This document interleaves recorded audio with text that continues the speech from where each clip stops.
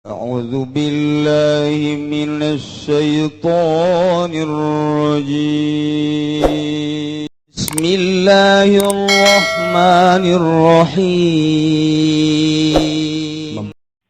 يا ربي بالمصطفى بلغ مقاصدنا واغفر لنا ما مضى ya wasi'al karamil. Batur bae ge neuleun anak urang ragag ceurik ieu alhamdulillah teung teuing nu teu nyaho makan nyebutna teung teuing sakumaha tadi anak kolot endek sedekah 500 juta anak pan ngana sehatan ka bapa teung teuing tapi lamun bapa ada teger harta-harta aing anu dik ngagunakeun aing di akhirat sia aing deuk salamet aing lah ku aing bae eta ngaranna teger kolot ieu mah lain atuh kumaha sia bae aing deuk nuturkeun sia bae jadi sia anak nu panggedean cikal sia nya licik nya nakal sia pan di alem pan di jojo aing geus teu bisa kumaha ku sia mah ulah datang ka kitu da kolot ka anak. Bismillahirrahmanirrahim. Laki-laki, lalaki anu sakitu halormatna, awewe anu sakitu perlu belas kasihan. Kitu keneh budak-budak minta perlindungan. Akhirna lain hukum nu endeup dijatuhkeun tetapi manusiawina anu timbul. Hukum Allah ngelepas jadi kemanusiaan lah anu timbul lamun geus manusiawi nu timbul hukum bakal terabaikan lantaran ai manusiawi mah pantaba perasaan masing-masing si ieu dede si ieu mah can puguh si ieu nyaah si ieu mah can puguh dede jeung nyaahna mungkin aya muatan manusiawi ngaran aing karunya jasa cerita ka budak eta tah emang kunaon sih manta karunya yatim bapana maot aing karunya jasa masyaallah kajeun bae coba aing nyaho ka karunya sia datang ke mana aju ku sia dibere-bere aing mah karunya hebat kan saya tuh percaya aing karunya ka yatim itu percaya guys yuk orang kabelah itu ayo naon ayo itu ge yatim sia karunya ieu lain deui pan itu yatim gini bapana paeh lain kitu kunaon atuh yatim itu jeung yatim ieu lain maksudna kunaon itu yatim itu bapana paeh nu ieu paeh sok ngarti bae kunaon aing mah yatim ieu mah yatim nu aing karunya indungna tuh kan aya muatan tolol teh coba eta manusiawi ngaranna ai ka yatim ieu karunya lantaran indungna behenol nerkom ai di itu mah yatim keneh atuh geus sia diabaikeun lantaran bangona peot ieu manusiawi ngaranna kos kitu beda ya Allah ya Rabb sia merean pakir bae hebat amat sakira teh kok beda nu itu mah rada gede we nu merana ieu mah pakirna lain deui pakir ieu mah lain deui pakir ieu mah lain deui atuh akur bae ieu pakir itu pakir teu kitu mah karunya para laki horenganan nu ieu mah pakir ge aya main manusiawi teh geus kitu ngaranna okos jelema deuk calon lurah atau ada calon bupati nu itu mah jalan di beneran gorong-gorong lantaran nyana teh dihormat jeung geus aya kontrak politik siap kami mendukung anu ieu mah diabaikeun jalan tukang endog nyumpahan tukang piring nyumpahan tetep eta dibener-benerkeun emang kunaon pada teh rakyat kan henteu lantaran itu mah geus aya kontrak bakal ngadukung ieu mah henteu masih semu-semu keneh manusiawi ngaranna nu kos kitu teh manusia eta moal beres di akhirat nu kos kitu bangsa-bangsa bakal jadi beuleumeun neraka jahanam itu sodako geus lain ikhlas tama kos kitu mah make aturan manusiawi tama mantap lamun aya kiai dibere ku bupati kemudian dilegleg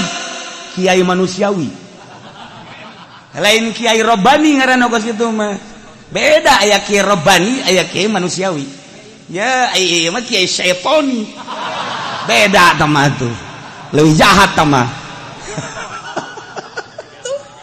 ya kan orang hese ge urang neangan kiai robani dibaca bae kutub robani orang jelema mah seton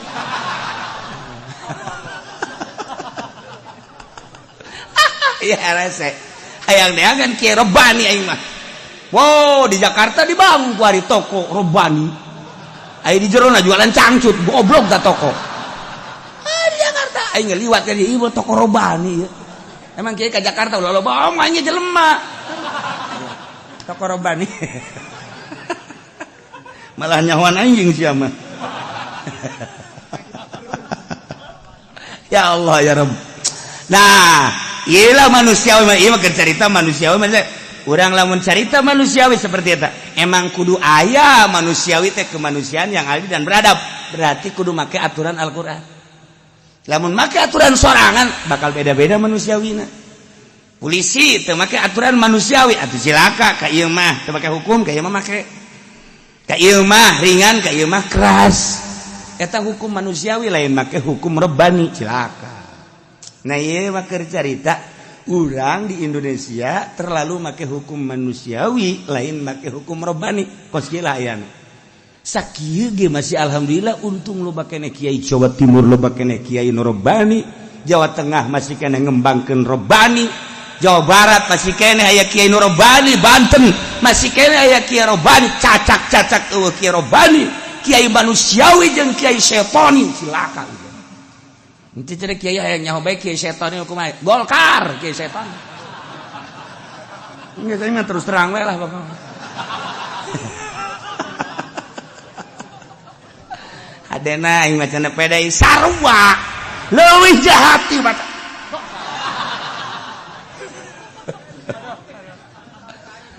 Masya Allah ya hese neangan kiai robani anu bener-bener langsung Allah ngahukuman haram ti Allah ngahukuman halal ti Allah makruh sunnah ti Allah dan lain sebagainya mubah ti Allah ulah aya manusiawi setelah eta kakarak make manusiawi ulah ngarumpak hukum-hukum anu enggeus tertera dina Al-Qur'anul Karim.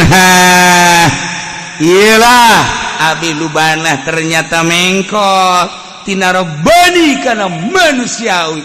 Emang aya unsur naon? Sebab tatadina kana nabi lubanah teh kelompok Yahudi Bani Quraisyah. Didinyalah aya hartana, didinyalah aya keluargana. Deuh, lamun sampikeun ka ieu manut ka Muhammad betapa bebeakana cek pikiran manehanana.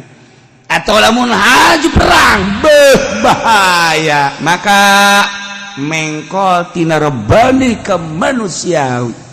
Akhirna abi lubanah khianat demi harta. Khianat terhadap Allah jeung Rasulna demi harta demi anak yakni keluarga khianat terhadap Allah jeung Rasulna turunlah ayat ya ayyuhalladzina amanu la takhunullaha war rasul wa takhunu amanatikum wa antum ta'lamun wahai jelema nu ariman ulah rek harianat aranjeun kabeh ka Allah jeung ka Rasul Allah ulah jeung hariana tulah rek hariana taranjeun kabeh katitipan-titipan amanah-amanah aranjeun kabeh anu geus dipercayakeun ku Gusti Allah baik agama maupun lain agama awas sing hade wa antum ta'lamun bari anjeun teh pan geus nyaraho tentang hukum Allah tentang Rasul Allah tentang amanat kade wa'lamu annama amwalukum wa auladukum fitnah sing nyaraho aranjeun kabeh teh lian pasti harta-harta aranjeun kabeh teh anak-anak aranjeun kabeh teh horenganan fitnah. Masya Allah hidalakum karanjen kabeh sadatun an umuril akhirah anu ngahalangan anu menghambat tina urusan-urusan akhirat. Ya Allah ya Rabbi, orenganan geus aya dina Al-Qur'an harta teh ngahalangan ka akhirat. Kita asa teu kaarti cenah kiai, atuh sia mah bodoh. Mesti harti-harti keur kitu ka arti bae. Maksudna kumaha? Ya. Abi lubana teh agapan tadina mah Rabbani neuk ngajelaskeun hukum-hukum ti Kangjeng Nabi anu ti Gusti Allah. Tapi kulantaran aya hartana besi rusak di kelompok Bani Quraidah demi kelanjutan kelanggengan harta manehanana khianat terhadap Allah jeung Rasulna eta harta. Urang guari. Masya Allah. Demi harta hukum Al-Quran terabaikan. Hanya demi harta. Demi jabatan dunia ngaranna hukum Allah terabaikan. Hanya sekelompok secuil harta agama dek dikamanakeun. Eta mah gede teuing lah lamun hayang jadi bupati demi keutuhan tahta, kemudian ieu teh mengkol tina agama gede teh mah urusanna. Gubernur gede andai mah andai, kudu jadi presiden mah andai mah andai, lamun teu henteu bae ngan moal lain henteu ja. Misal contoh doang contoh. Nah, tianat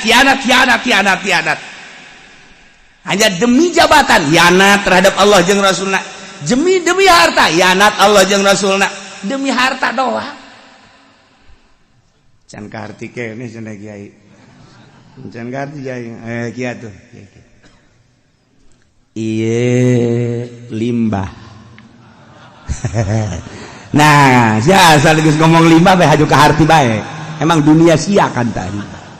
Ieu limbah ieu tah diperebutkeun A B C ribut ya harta mulai nego teu bisa tadina kan geus aing ti heula cek Zaid teh ciki Umar teh lain masalah ti heulana tapi kan kuari mah urusana lain deui masalahna sia kan geus menanam modal di dinya sabaraha persen aing geus 2 lipat ti sia ya tuh pokona aing mah geus ti heula tinggal tiheula kan jem ge berputer goblok sia lain geus aya goblogan tah je berarti sia teh deuk nilepna aing eta kan aing geus kontrak jeung pabrik geus sabaraha kebelna aing teu bisa kitu lantaran aing geus wani 2 kali lipat sok tolol sia tuh isu goblok ka deui nu tolol ka itu mulai teh jual ki bakar urusan kos kitu mah kan gampang duit tapi itu kan jelema-jelema aing gitu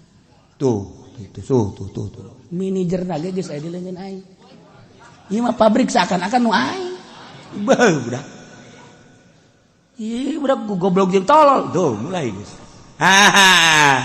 ieu boga pasukan nu kajahok urang kan urusanana hanya sekedar limbah Masya Allah tapi pasukan luar biasa bodyguard Ki Zaid urang Ambon Masya Allah Karim bodyguard Ki Umar orang Banten ya Allah ya Rabbi Ki Bakar nurunkeun ti Madura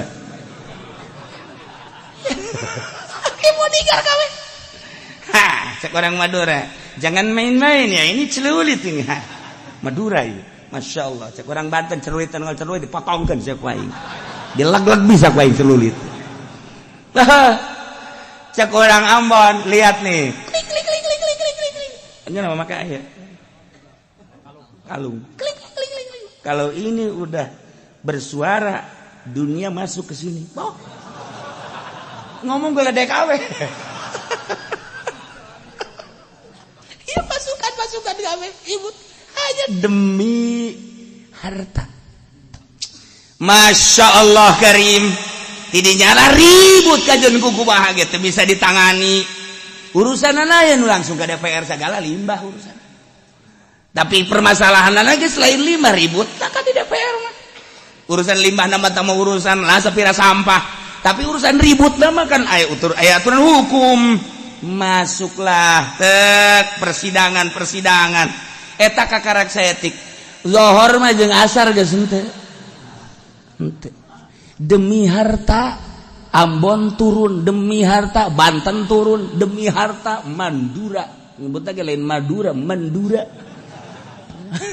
tarurun ieu terabaikeun ieu agama salat henteu di dinya mararabok manehanana hanya demi harta eta keur contoh leutikna bae eta masyaallah karim hanya secuil harta jang sakadar di dunia doang mewah-mewahan leungit salat leungit haramna mabok mat sidang kuari lantaran anu digebug segala rupa ka DPR main sogok aju DPR lagi daek deui disogok geus main sogok-sogokan agama ka mana agama hanya harta eta mah luhur teuing mah kos kitu mah masih kena aya main-main gitu nangarana kabelah ditu mah kepentingan dan sebagainya urang mah nu leutik bae urang mah leutik ya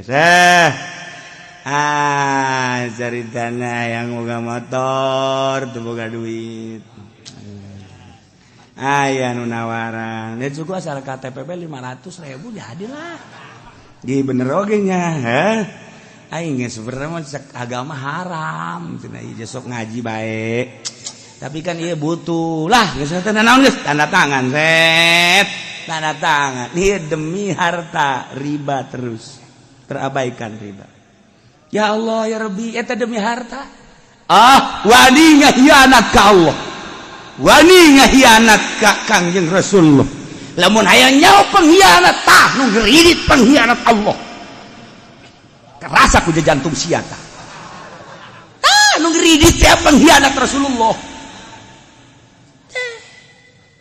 ieu pan lamun waria anu ngredet keluar nu teu ngredet diuk bae di dieu asal beak kabeh beak kabeh tanggeulana si eta keluar teh ieu teh pengkhianat ieu urang masyaallah karim can kaharti jasa cenah ge geus kaharti jasa mah kitu ya sia naik motor ayo naik motor sia kemudian kuari kitu kotor nya datang ka imah kumaha ayo nu adzan Allahu akbar banding ka adzan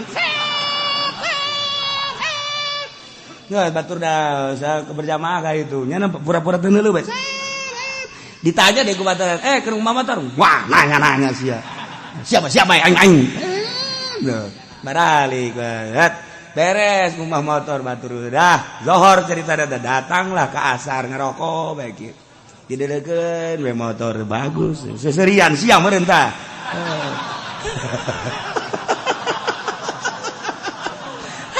bajar mah aing nyaho bae atuh lain jauh emang kos kitu ngene deukeun we nya di kieu-kieu ya karena rada kurang simetris cenah teh waduh nyokot obeng gitu asar deh Allahu akbar Allah juga asar deui beres ngarokok deui datang ka magrib eta sekedar demi motor doang zuhur magrib selesai liau pengkhianat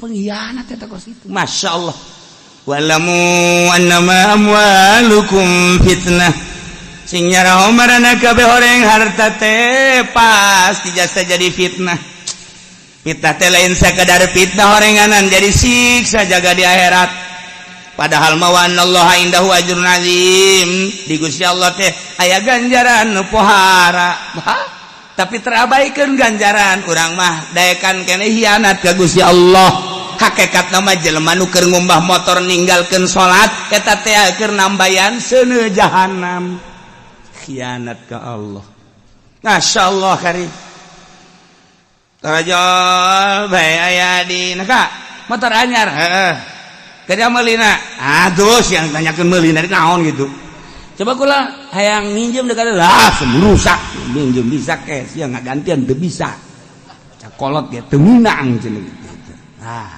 di kakak minjem bae ge ieu lah ngukuna mah geus bakana mah masing-masing bae kuari mah sia boga aing mah minjem aing boga sia ulah nginjem ka aing tapi kakak mah kakak bae sia anjing aing kakadi ngan urusan anak mun sia boga aing mah nginjem aing boga sia ulah nginjem enggak sokana mah sebab ieu mah harta kesayangan pisah guys antara adik jeung kakak hanya sekedar harta motor deletik annama amwalukum fitnah ngomong geus adina kali itu aing mau boga kakak boga motor ge ibarat nu bonceng ge aing macan orang heuleuh ge hampir teu meunang heuleuh aing hampir teu meunang kakak aing teh ku galedeg gitu mulai geus tah bacakeun ku urang walamu annama amwalukum fitnah horenganan geus nyana tinggaleun salat kabelah dieuna retak antara kekeluargaan kakak jeung adi hanya karena motor di akhirat geus jelas bakal dikulub di neraka jahanam fitnah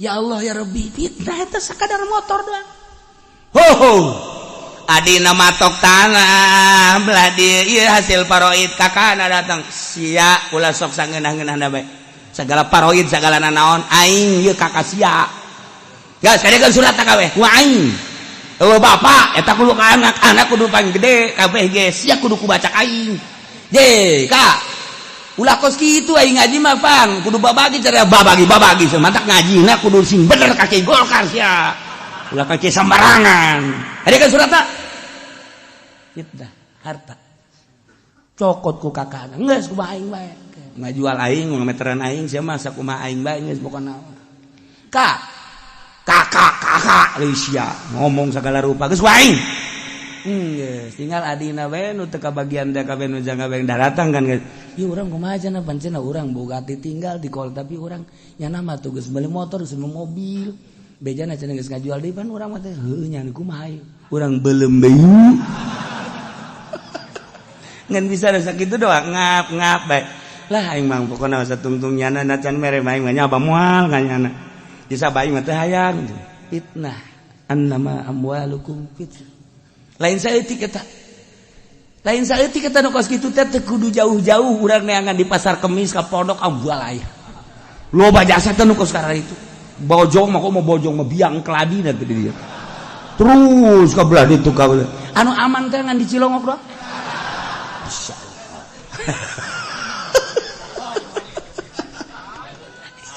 annama amwalukum fitnah.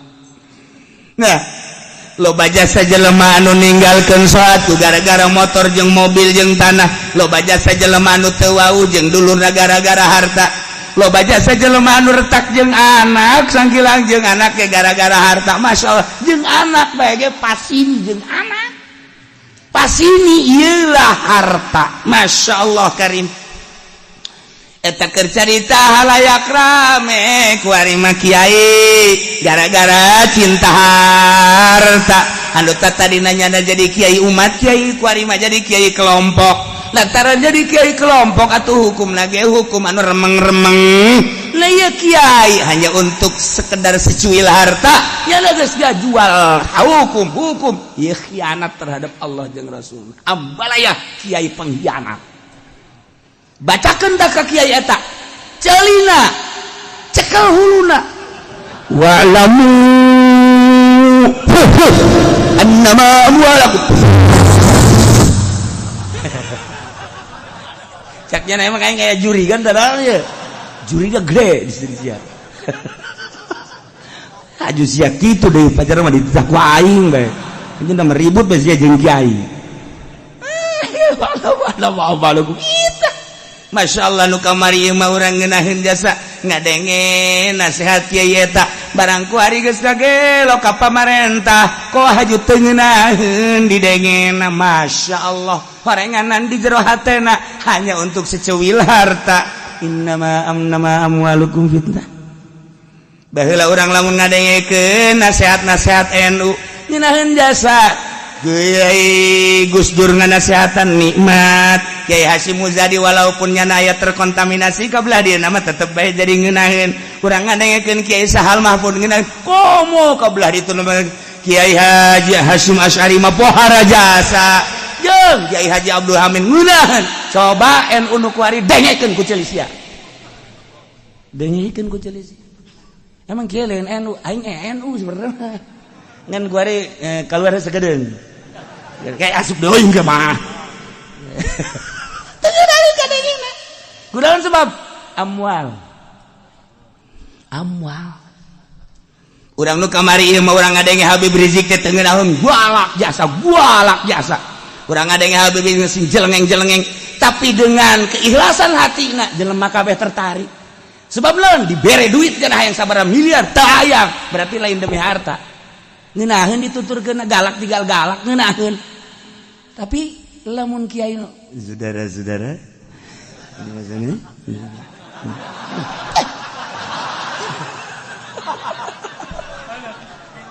iya di jero harta eta pikiran Masya Allah tapi tetap orang NU mah NU bae maksudnya perkunutan perusolian eta geus sia maju keluar ti NU aju teu kunut deui geus kieu ge cenah keluar ti NU urang ulah kunut ulah usoli belah dituna geus salat zuhur 2 rakaat bae subuh geus bisa ditiir-tiir tah kos kitu mah Syiah ya ge ulah paham Sunni nama tetep bae eta eta bangana oknumna kan NU mah NU na bae oknumna mah atuh urusannya ngan kuari ngadengekeun Kiai NU teu ngarenah Kiai NU anu terlibat ai Kiai NU nu teu atuh henteu Kiai NU dengekeun teu terlibat tetep bae ngeunaheun cekas perasaan lamun geus aya Kiai NU nu terlibat geus teu ngeunaheun perebut NKRI atuh perebut NKRI ja atuh bupati nyaritekeun NKRI NU nyaritekeun NKRI ja atuh ieu ge anu endek kitu naon ngaranna numpaskeun kebatilan NKRI atuh urang ge sarua bae teh NKRI ja urang bangsa Indonesia ieu perebut NKRI ja cek urang mah ya perebut ieu mah nu menang mana meureun perebut NKRI teh paruguh karuh hati-hati ini NKRI jangan dong sarua hati-hati demi NKRI urang lamun kieu bae isi jelema perebut NKRI apa dibere baik itu ya NKRI ya nah cara NU kan dibere ta duit NKRI ini NKRI oh iya sirana siratu malik pendil tinggal satu siapa mau nyaho lah sama kerja ngeleutik segitu sirana siratu tapi itu gede itu faedahna nah wa'lamu annama amwalukum fitnah urang jeung ngajabarkeun tentang harta fitnah teh timimiti urusan leutik di keluarga leutik jadi hancur naik kagede kendaraan motor teu salat teu puasa gara-gara harta hancur kemudian kuari mangarebet ka dulur-dulurna hanya demi keutuhan harta cinta harta retak jeung dulur-dulurna bahkan kuari mah jeung tatangga-tatanggana naik kuari mah boga mobil mobil lagi geus teu meunang dideuleuh-deuleuh acan bahkan kacana geus lamun liwat ditutupan bae fitnah ieu hanya sekedar harta tapi jadi fitnah kuari jabatanana geus naik deui jadi fitnah annama amwalukum fitnah ngemantak ketika aya jelema sugih kemudian diaromokeun ku batur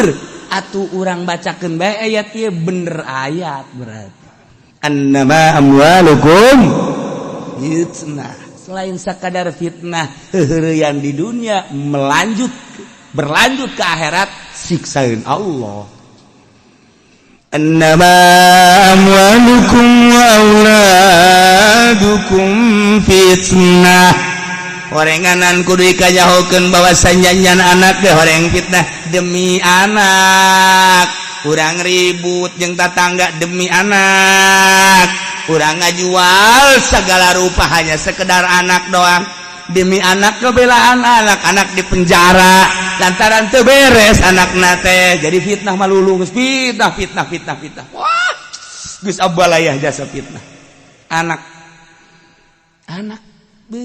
ku karunya anak anak dibelaan ku urang salat nanti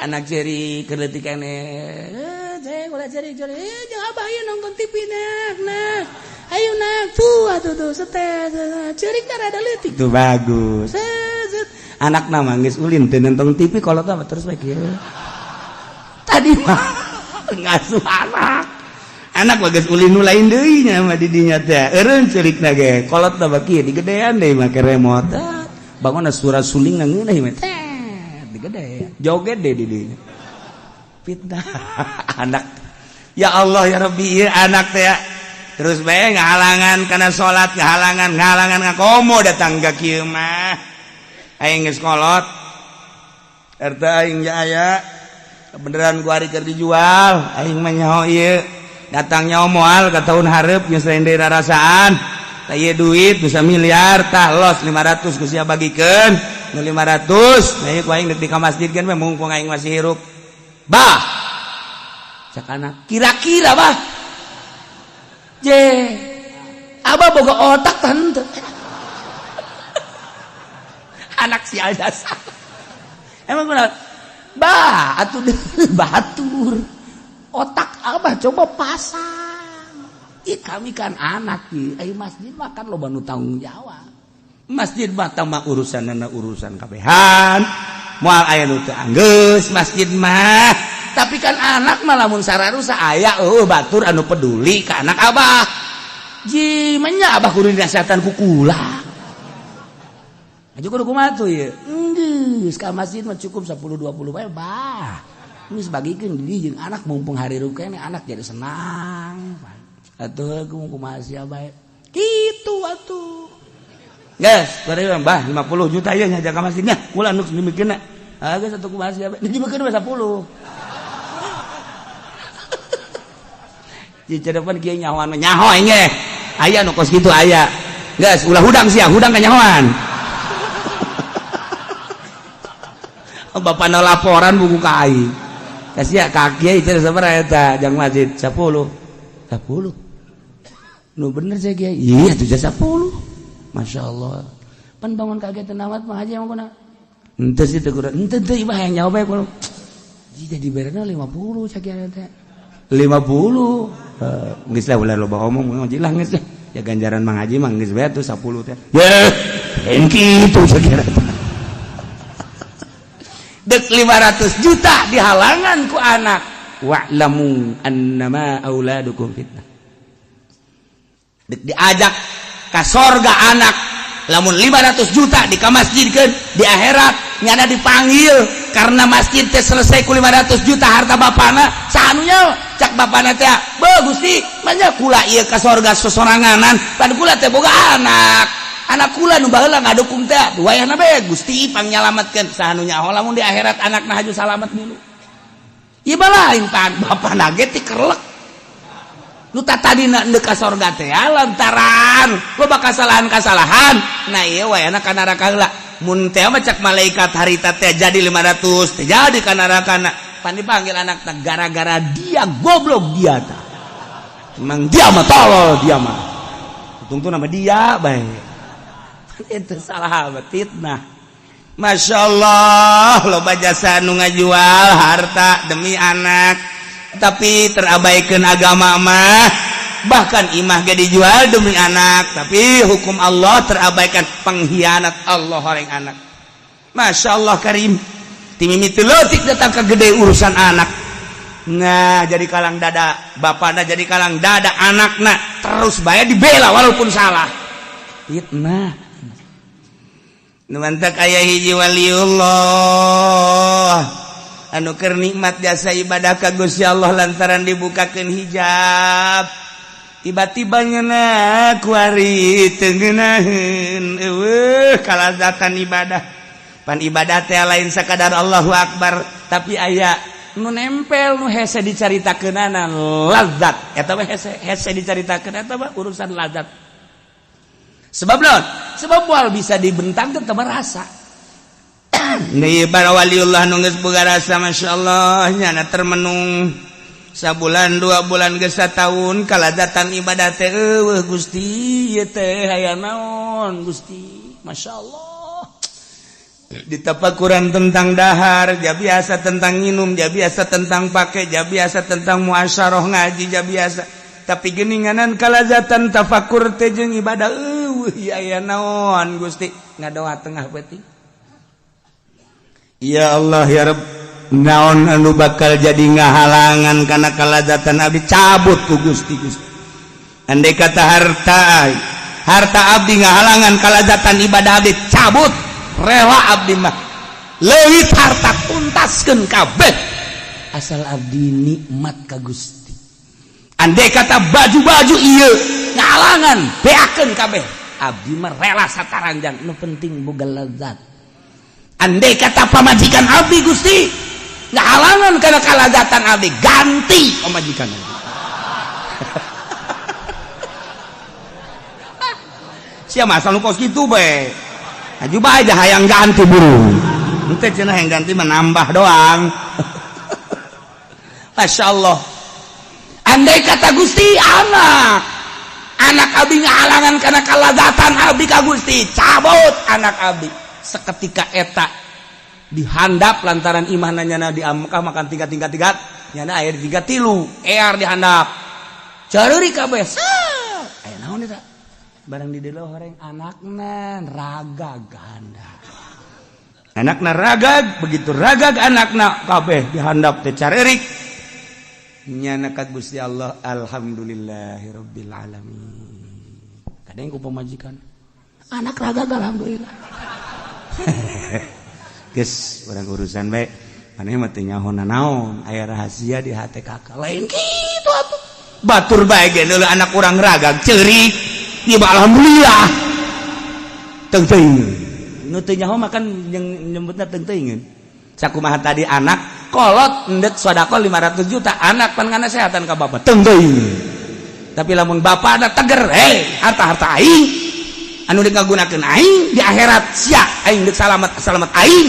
Loh, ku aing bae eta ngaranna teger kolot. Ieu mah lain. Atuh kumaha sia bae. Aing deuk nuturkeun sia bae jadi sia anak nu panggedean cikal sia. Nya licik nya nakal sia. Pan di alem, pan di jojo. Aing geus teu bisa kumaha ku sia mah. Ulah datang ka kitu da kolot ka anak. Nah, ieu beres caritana. Di urusan salat penting. Allahu Akbar.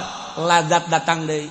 Horenganan salila sataun lantaran indungna yakni pamajikanana ieu boga anak luar biasa anak pikareseupeunana kunyana sok digendong sok asup hate sok diome asup hate padahal anak lain hiji kahiji kadua katilu biasa bae nu ieu mah asup hate ayalah cinta terhadap anak sehingga cinta ka anak ngahalangan cinta ka Allah asal aya kadua cinta salianti Allah moal ngeunaheun ibadah mah urang cinta ka pamajikan salat moal ngeunaheun urang cinta ka anak salat moal ngeunaheun cinta ka motor salat moal ngeunaheun jeung naon nu dipake ka cinta aya di hate urang setar salat Allahu Akbar resep urang ka motor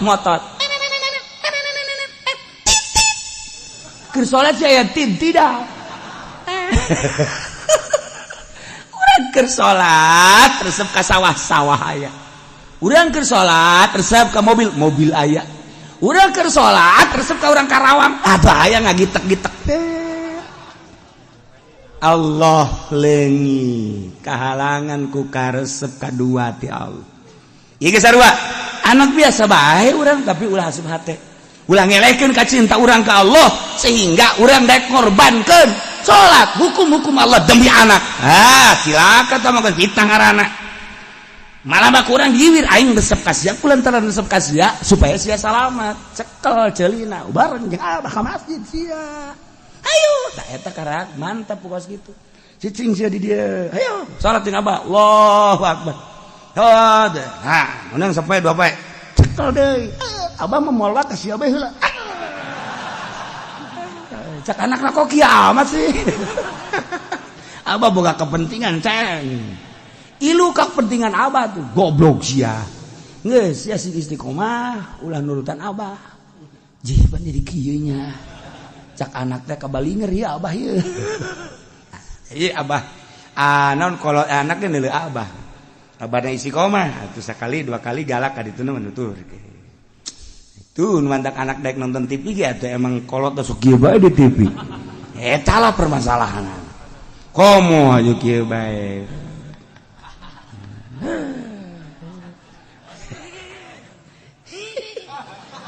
Abah eta. Seni sorangan tolong. Atuh anakna mah leuwih timatan abah. Atuh Masya Allah. Kolot kencing berdiri, anak kencing hiber. Sakitu bae. geus leuwih ti lari deui guys. Nah iyalah horenganan harta jeung anak teh jadi fitnah anu ngahalangan tina berbagai urusan akhirat, padahal mawa Allah sing Gusti Allah indahu ajrun azim. Di Gusti Allah teh aya ganjaran anu pohara, tetapi kadang-kadang ajrun azim yakni ieu ganjaran teh surga. Ele ku harta, ele ku anak, lain tah harta jeung anak dibawa jangan luruskan ke sorga endan jadi ngahalangan sorga.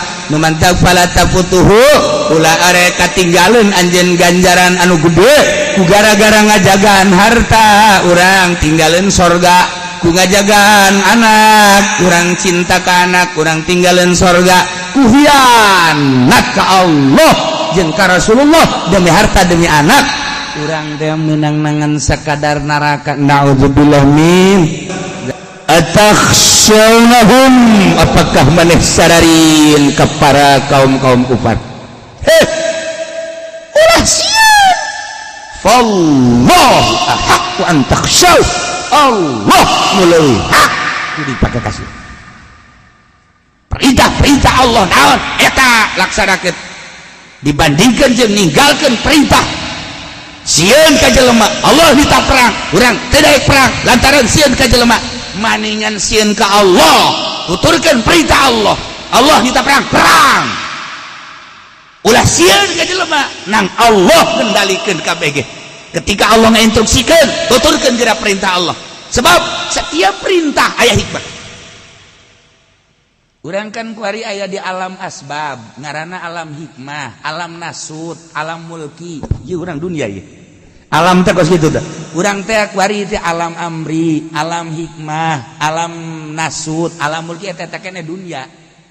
Ieu kuari ye. Jadi urang teu kaluar tina hikmah.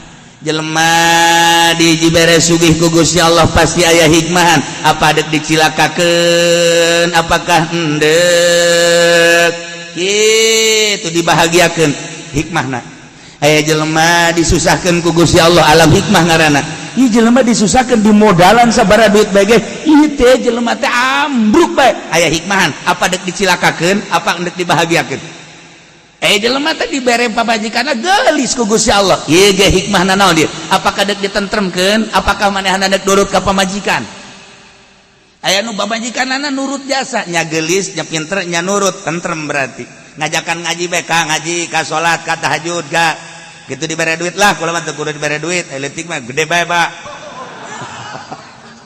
Tentrem jada.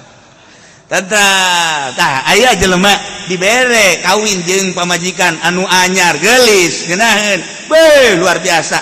Tetapi kadeleuna ngaji rada kurang, salat rada kurang, sedekah kitu keneh jeung dulur henteu rarepok. Kitu keneh aya hak-hak akan anu teu dilaksanakeun. Berarti ieu kan hilakakeun pamajikan teh. Teu karasa alam hikmah ieu. Keur boga pamajikan nu itu mah jang ngeunaheun jasa di bawana. Ketika dek sedekah tah ka. Ketika henteu sedekah di kitu tegor ka can sedekah. Ketika teu tahajud ka hudang tahajud ka ngeunaheun jeung nu itu mah padahal teu pati geulis barang kuari kawin jeung nu geulis. Ketika dek sedekah lah ka ulah ka sedekah heulanan urang usaha bae heulanan ka. Ye ya hak-hak batur lah, hak batur ge loban tuh gitu kan di akhirat mah kumangke bae ka. Bukan kos gitu tah. Dan lain-lain sebagainya. Si itu nah itu dulur urang itu kan itu keur hajatan lah, tuh ka hajat mah hajat bae ka. Si itu juga lah ka. Heuh, haju namanya nama rendenyana bae. Ini nyilakakeun teh pamajikan nyilakakeun teh. Teu karasa alam hikmah teh. Alam hikmah. Ieu teh urang teh keur aya di jero alam hikmah, dibere sugih apakah cilaka, apakah bakal bahaya, apakah bakal bahagia, dibere susah kitu keneh. Dibere urang pamajikan hiji, dua aya hikmahna, tilu aya hikmahna dan lain sebagainya. Di jero gerak-gerak urang teh moal kaluar ti hikmah. Urang dibere ilmu aya hikmah. Ieu ilmu bakal nyilakakeun, apakah bakal ngabahagiakeun. Termasuk ilmu agama. Geus puguh tah mah ilmu politik mah aya di urang mah, jalain ilmu agama ieu. Ilmu ekonomi nu aya di urang lain agama ieu tah mah kos kitu mah. Ya politik agama mah Al-Qur'an atau ekonomi agama mah apaan Al-Qur'an. Nah, kuari mah geus teu make demokrasi sabodo. Nah, kuari mah ilmu agama sorangan jadi hijab. al ilmu hijabun fil yaqdah. Kiai loba nu kahijab ku ilmu. Ngajual ayat, ngajual bendera, ngajual mulia, ngajual agung. Demi untuk meraih dunia, cilaka tah. Ilmu teh nyilaka. Nu bodoh mah leuwih cilaka. Nu pinter we cilaka tuh kumaha nu bodoh. Wal jahlu hijabun fil ghaflah. Masyaallah karim. Kurang napakuran titipan ti Gusti Allah ilmu bakal ditanya engke geus sampai di mana ieu disampaikeun jeung kumaha cara nyampekeunana jeung naon maksud nyampekeunana. Mun urang teu napakuran eta bahaya. Ieu alam hikmah ngaranna teh. Alam hikmah disebut alam hikmah, alam nasud, alamul kiir. Naik beta ka dinya tah set masuk urang ka alam malakut. Alam malaikat anu urang bisa dempo di dinya karena keindahan ciptaan Gusti Allah hanya nyana jeung Allah nu uning. Iyalah lamun dipimpin ku seorang pemimpin geus aya di alam eta. Cara di zaman Kangjeng dipimpin langsung ku Kangjeng, zaman sahabat dipimpin ku para sahabat, zaman tabiin dipimpin ku tabiin, nu setan geus embungeun jeung henteu daekeun. Teu bisaeun nya ngagoda ka para sahabat, ka para tabiin. Atba tabiin ge geus teu bisa digoda ku setan. Barang datang ke alam urang kuari, saha nu bakal jadi pamimpinan nu ulah bulak belok. Hiji we agama saha. Kamari mah kadengena ngomongkeun agama. Barang tadi mah isuk-isuk pan lain deui sih. Jadina apaan sanu diomongkeunana ieu. Minggu kamari maka dengena waduh teger teh ya. Masya Allah halal. Minggu kedua halal dak. Minggu katilu ya lalah. Bulan kamari mah haram nak kencang haram. Barang bulan kedua haram dak. Katilu ya bisa halal bisa haram sih. Udah jadi kos gitu. Masya Allah tetegep teh. Kredit 2 harga haram teh gos kitu teh. Masa aya akdaen teu beunang. Lamun kitu cash 100.000, lamun kredit 200.000 haram teh kos kitu teh ribawi. Barang kabelah dina ki eta sih duka bari surah kenapa? Ya haram sih. Kabelah dina ya bisa halal bisa haram sebenarnya. Orang buka showroom. Kiai itu beres sih kiai pasti. Atau boga bae. Gusti Allah ya jadi kos karari lalakon. Tetegep ya gitu. Teh Allah lah mulai dipakai kasih. In kuntum mu'minin lamun aranjeun kabeh iman ke Allah Subhanahu wa ta'ala. Mantap instruksi Gusti Allah sekaligus. Qatiluhum yu'adzibuhumullah. Perangan ku anjeun kufar-kufar anu geus memberikan penganiayaan terhadap mukminin. Anu nya musyawarah deka bunuh Muhammad, kemudian Kangjeng Nabi diusir di Mekah. Nyana ngayakeun perjanjian jingkom kubilah khuzah di tubuh udar kumanehanana. Nyana Allah nu ngamimitian perangan cek Gusti Allah. Yu'adzibhum bakal disiksa geura ke Gusti Allah. Bi aidikum melalui tangan-tangan aranjeun. Perang melalui tangan anjeun bakal tersiksa kan. Diboyong dalegan wayuhzib bakal dihidakeun ku Gusti Allah wa yansukum bakal ditulung ku Gusti Allah ngelehkeun para kufar-kufar bahkan bakal ngajadikeun kawarasan ka dada-dada ka hate-hate kaum mukmin. Urang kan kuari sebagai mukminin nempokeun jeung ngadengekeun kajadian-kajadian peperangan di luar negeri, Palestina, Yaman, sekitar duker parang ketika aya nu gagah jeung aya kemenangan asana cager kan hate urang. Masya Allah urang ngadenge Saddam Hussein gagah bae ge wah dunia udang kabeh ya sabaraha ribu manusia nu digaranan Saddam Hussein bari jeung kuari can bisa lempang tapi kan gagah bae ngeunaheun perasaan urang ngadenge bahasa-bahasa Saddam Hussein ngadenge gerakan-gerakan Saddam Hussein ngadenge perlawanan Saddam Hussein perasaan cager hati urang teh kabeh ngadoakeun adapun urusan kekalahan dan wafat geus aya di Lauhil Mahfuz tetapi terangkat perasaan hati urang teh ieu wayasfi sudur qaumil mukminin ketika urang ngadenge pemimpin aju nyana berhadapan aju milu ka ditu perasaan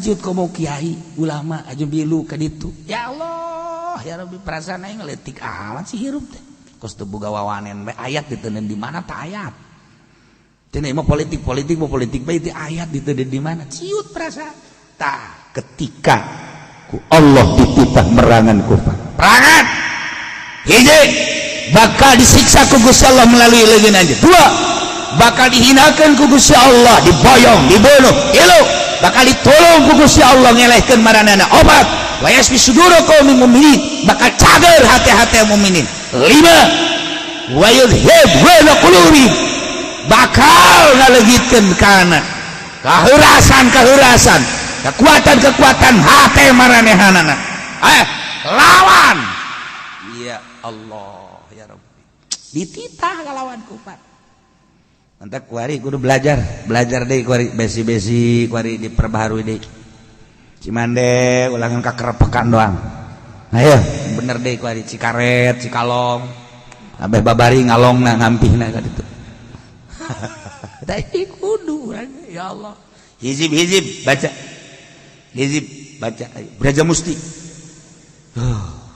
cekal kurang tangkal jauh bila perlu jauh nah hakan kurang iya dalam bentuk itu tegagah itu kudu gagah di zaman kolot-kolot urang kamari lamun urang carita Masya Allah tembak buka dadana lagi tembak lagi kan nyana eflek sorangan sieun tuh diseret ki Ahmad diserang datang ke pos ka dieu kena batu beuh atuh diseret pakai kuda atuh begitu datang ke pos udangnya dibuka dadana haha ini saya Ahmad depan Belanda lompat kucar kacir Masya Allah kari tak eta tah kos kara itu gagah Belanda boga sejarah di Indonesia hujana kuari disekep di sejarah di Belanda keistimewaan bangsa-bangsa Indonesia lain lalaga kemantak loban warasup Islam orang Belanda di urang loban mulu di urang neuleuh keistimewaan Indonesia nah ieu keur carita padahal mah geus wayah udang nama boho Jakarta emang kumaha gitu kuari ulah coba-coba orang Jakarta toel gerage yehe ujian ngapung teu turun deui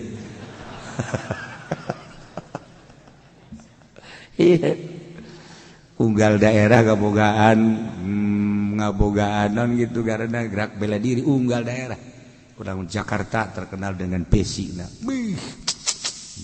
Bogor terkenal dengan cimandena minyakna doangnya dioleskeun tutung minyakna doang can ku urang permainanana eta cimande baheula cimande kuali bade oles-oles budug bae pugu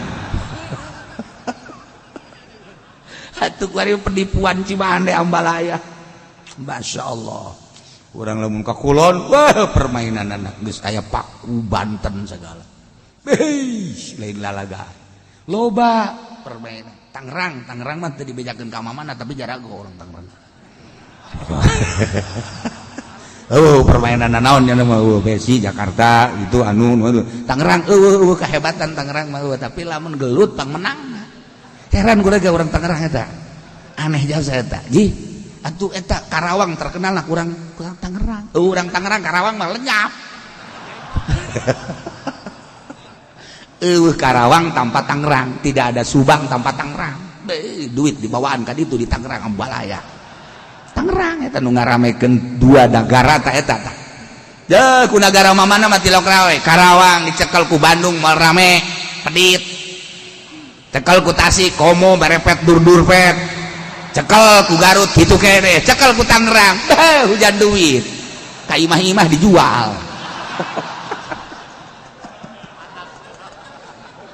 Tangerang tolol jasa goblok Tangerang. Teu paya perhitungan polon. Giliran teu boga naon bae mawa seuseuheun kana kolot. Ya teh orang Tangerang, saha cenah kieu loba omong. Masya Allah, pangbung-bungin sinden dibawa ke Garut, ke Tasik, ke Bandung bungin, nolaknya. Tapi dibawa ke Tangerang, terekan. Mandina ge geus teu kudu di Karawang, engke bae di Tangerang. Aya eta negara nu kos kitu ya Allah. Satipe jasa tabah jeung Bekasi 3. Karawang, Subang, Bekasi, Tangerang. Sapikiran teh jelema teh.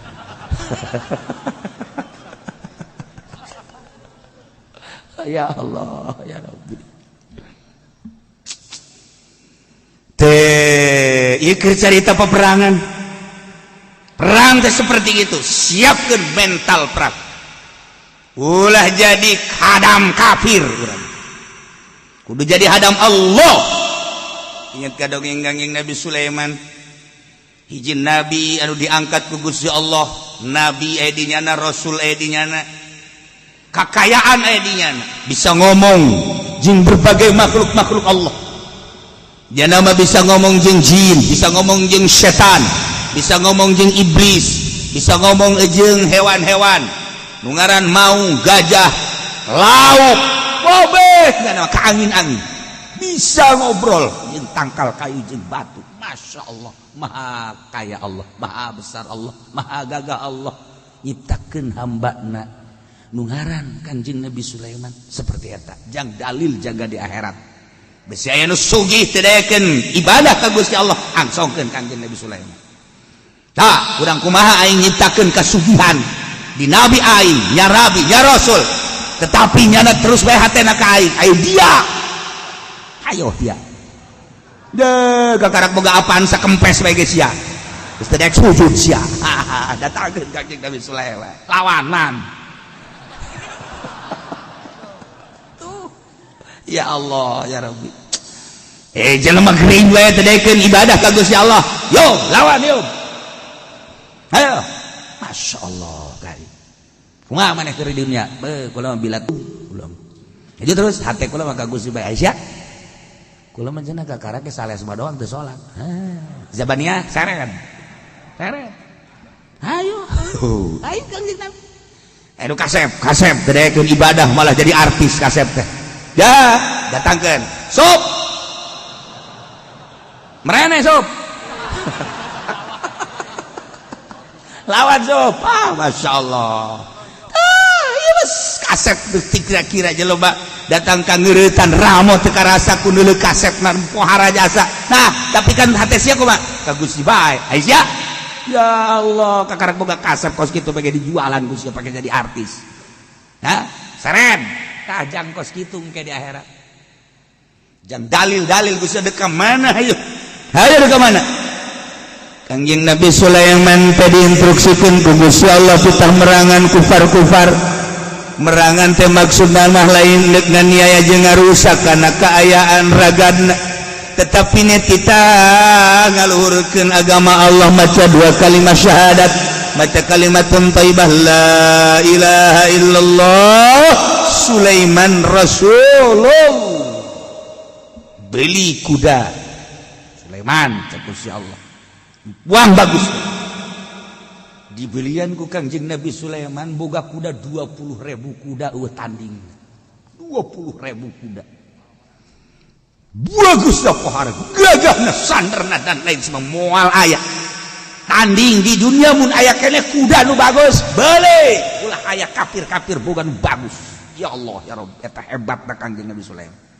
Kadengekeun raja mana boga kuda beuli sabaraha duit bae. Kadengekeun raja mana, kadengekeun jawara mana, kadengekeun pemimpin mana atau masyarakat mana, negara mana nu aya kuda nu hebat, beuleuh sabaraha duit bae. Beuli didatang ka eueuh kuda nu bagus iwalti kuda Kanjeng Nabi Sulaiman alaihis. Ngobrolnya dari Kanjeng kuda.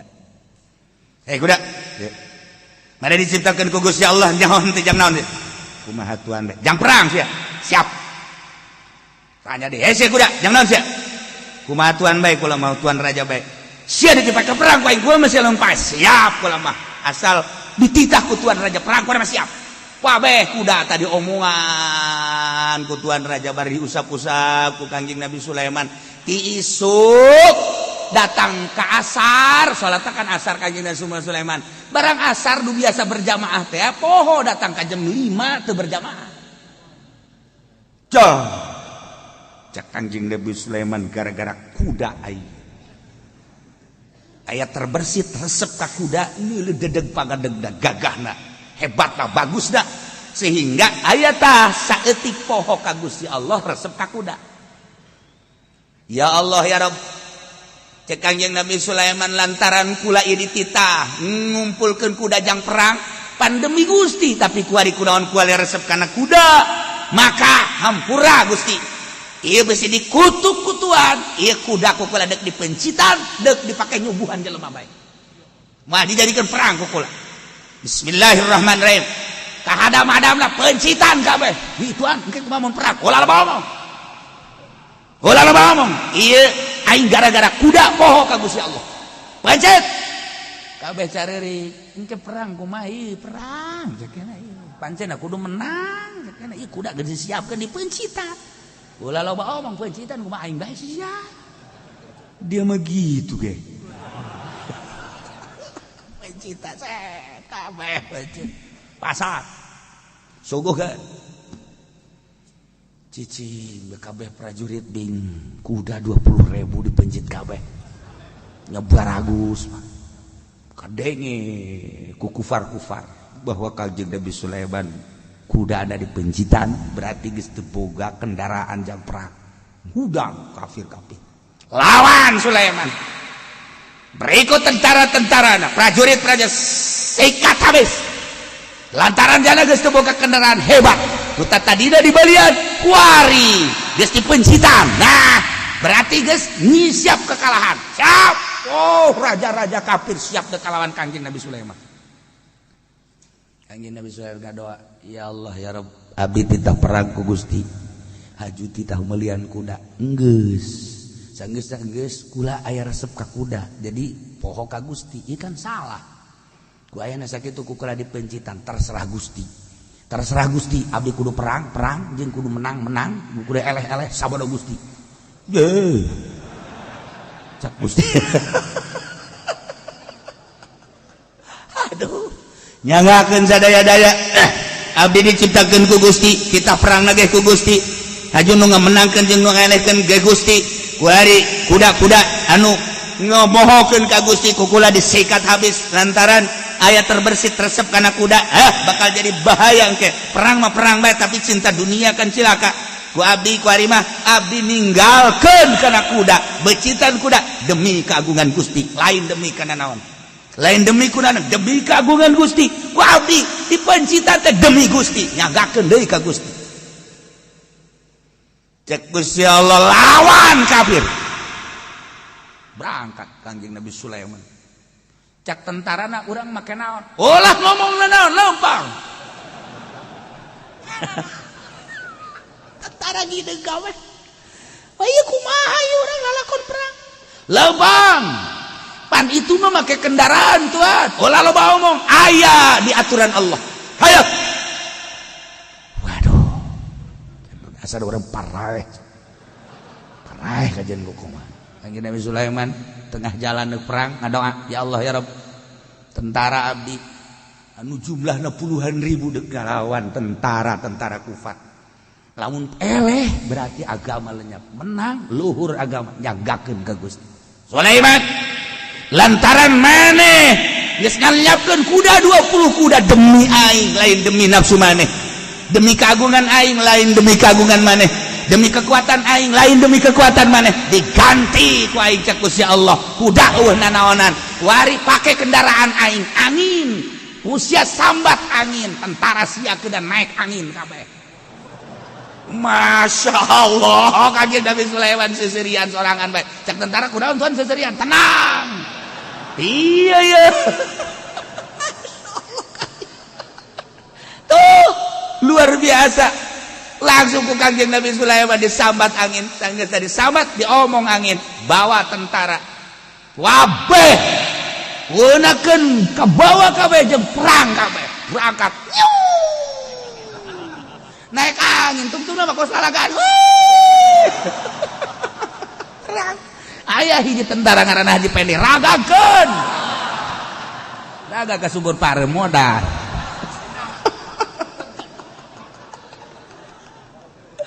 keistimewaan Kangjeng Nabi Sulaiman emang kumaha gitu. Begitu datang ke medan laga kaget atuh kabeh di luhur atuh nguing-nguingan. Aju angin lagi bisa diajak ngomong ku Kangjeng Nabi Sulaiman, mun aya panah giwarkeun, mun aya pedang giwarkeun. Atuh teu daekeun kena. Atuh teu daekeun kena atuh. Asal aya kesiut, asal aya kena atuh tentara kararieu mah ye. Ieu teu kudu perang urang. Masyaallah. Maha kawasa Allah mantak cek Kangjeng Nabi ketika orang ninggalkan dunia demi Allah bakal diganti kudu leuwih bagus asal karena Allah ninggalkeunana urang sedekah karena Allah diganti kudu leuwih bagus urang boga pamajikan teh nurut ka urang teh ganti ku urang bakal diganti kudu leuwih bagus wah tentu sama insyaallah.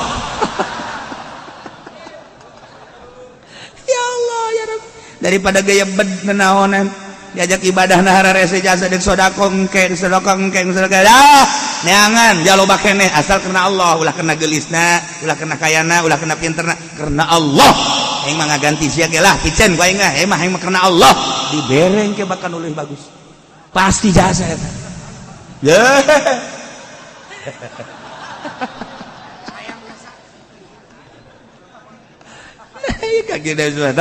Kangjeng Nabi Sulaiman mah boga kendaraanana angin ngan khusus jeung Kangjeng Nabi Sulaiman setelah perang dibere permadani jeung cincin jeung itek di Allah itek di sorga cincin di sorga permadani nage di sorga jadi Kangjeng Nabi Sulaiman mah lamun dek ka mana naik permadani angin set berangkat ka mana ka hayang ya Allah ya Rabb eta teh jang kacamata urang ketika urang ninggalkeun materi dunia tapi lillahi ta'ala diganti pasti jasa. Kangjeng Nabi Sulaiman penuh keyakinan 20.000 udal sander hebat tapi demi keagungan Allah kekuatan Allah lantaran terbesit resep piceun nyanggakeun ka Gusti Allah dibere angin anu leuwih dahsyat tibatan kuda qatiluhum ulah sieun kege ayat pitulung Allah Subhanahu wa taala pasti jasa asal bener-bener urang lillahi kalimatillah.